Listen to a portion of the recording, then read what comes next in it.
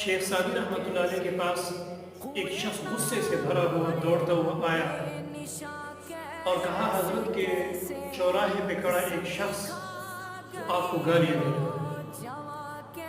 شیخ Saadi رحمۃ اللہ علیہ نے فرمایا کہ اس نے فضا میں تیر چلایا اور تم نے لا کر وہ تیر میرے سینے کے اوپر چلا دیا۔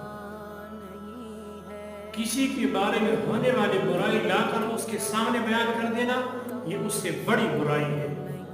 لہٰذا اگر کہیں پر کسی کے بارے میں کوئی گالی یا اس طرح کی کوئی ناشائستہ زبان بات ہو رہی ہو، ناشائستہ کلام ہو رہا ہو، تو وہ اس تک نہیں پہنچانا چاہیے، بلکہ ہمارا کام ہمیشہ لوگوں کے اندر محبتیں بانٹنے، لوگوں کو ایک کرنے اور لوگوں میں صلح پیدا کرنے والا ہمارے ذہن ہونا چاہیے۔